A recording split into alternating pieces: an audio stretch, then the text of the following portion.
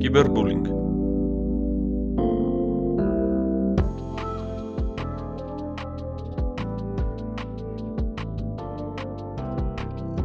Էս ինչքան կլանված ես հեռախոսով, ինչ հետաքրքիր բան ես տեսել։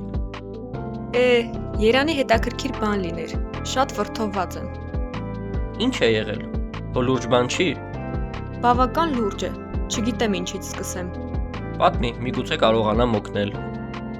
Հենց նոր իմացա, որ իմ ընկերուհիներից մեկը երկար ժամանակ ենթարկվում է կիբերբուլինգի։ Չէի պատկերացնում, որ ինքը կարող է նման իրավիճակում հայտնվել։ Ում կողմից, ովքեր են դա անում, ինչպես։ Իր այսպես կոչված ընկերների կողմից, պատկերացնում ես։ Ցավոք պատկերացնում եմ։ Շատ լավ գիտեմ, թե կիբերբուլինգը ինչ երևույթ է։ Իմ ընկերը վերջերս նույն վիճակում էր։ Կիբերբուլինգը տեղեկատվական տեխնոլոգիաների միջոցով իրականացվող բուլինգ է։ Այսինքն, օգտագործելով համացանցը, սոցիալական եւ խաղային հարթակները, էլեկտրոնային փոստը, Viber-ը, WhatsApp-ը նվաստացնում են, ահաբեկում են, ծաղրում են, հետապնդում են, սպառնում են այս կամ այն մարդուն։ Սկզբում այդ ընկերները կարծես թե կատակ էին անում, բայց ընկերուհիս չէր հավանում այդ կատակները։ Մի քանի անգամ խնդրեց չխոսել, չմեկնաբանել նման ձևով։ Փոխարենն անցան իր Facebook-յան եւ Instagram-յան էջերին։ Ամեն մի գրածի տակ տհաճ մեկնաբանություններ էին թողնում, վախեցնող նկարներ եւ մեմեր։ Messenger-ով անգամ տեսանյութեր էին ուղարկում։ Պատկերացնում ես։ Կիբերբուլինգի օրինակներն են սոցիալական ցանցերում այս կամ այն մարդու մասին սուտ տեղեկություններ տարածելը, սպառնալիքներ ուղարկելը, մարդու դեմքը, մաշկի գույնը, տեսքը ծաղրելը, այդ մարդու մասին անձնական տեղեկություններ տարածելը, առանց թույլտվության այդ մարդու նկարները օգտագործելը ֆեյք կամ կեղծ օգտահաշիվներ բացելու նպատակով, ծառական բնույթի սպառնալիքներ կամ տեսանյութեր տարածելը։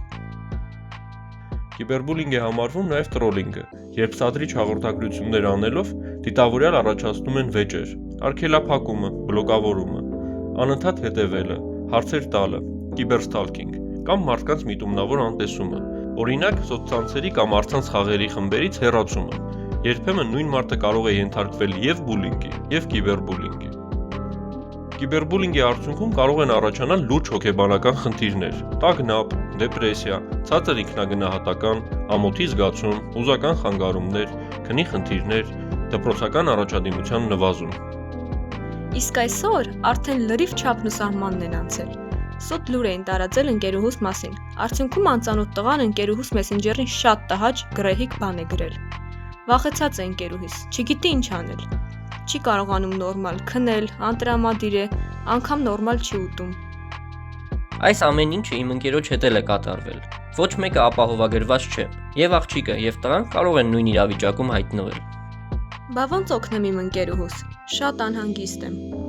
Ես գիտեմ ինչ անել։ Ընկերոջս նույն խորհուրդներն եմ տվել, օգնել է։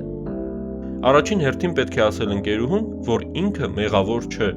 Երկրորդը, անպայման պետք է պահպանել բոլոր այդ տհաճ գրառումները, նկարները, հետագայում ապացույցներ ունենալու նպատակով։ Երրորդը, պատմել վստահելի մեծահասակին, ծնողին, ուսուցչին, բժշկին, ավագ քրոջը կամ եղբորը։ Հնարավոր է կարիք լինի դիմել նաև հոգեբանի օգնությանը։ Չորրորդը, պետք չէ պատասխանել կիբերբուլինգ անողներին։ Ինչքան շատ պատասխանում են, այդքան շատ էլ նրանք շարունակելու են ծաղրել եւ սպառնալ։ Հինգերորդը, արգելակել բուլինգ անողներին։ Հեռախոսի համարը կարելի է սև ցուցակ ուղարկել։ Սոցցանցում օգտահաշիվը արգելափակել, այսինքն բլոկել եւ տեղեկացնել ադմիններին։ 6-րդը, ծնողների հետ միասին կարելի է դիմել իրավապահ մարմիններին։ Մարդու նկարների օգտագործումը առանց իր թույլտվության, իր դեմ սկսած ահաբեկումը համարվում է հանցագործություն։ Ինչ լավ է քեզ տեսա։ Դե շուտ վազեմ, պատմեմ ընկերուհուս։ Կհանդիպենք։ Ինքը քո նման լավ ընկերուհի ունի, կհաղթահարի այդ վիճակը։